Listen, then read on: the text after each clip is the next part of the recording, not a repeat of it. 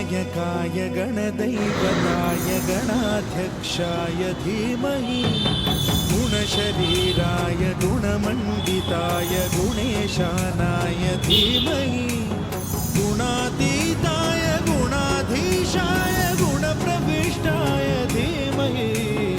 एकदन्ताय वक्रतुण्डाय गौरीतनयाय धीमहि गजेशानाय भालचन्द्राय श्रीगणेशाय धीमहि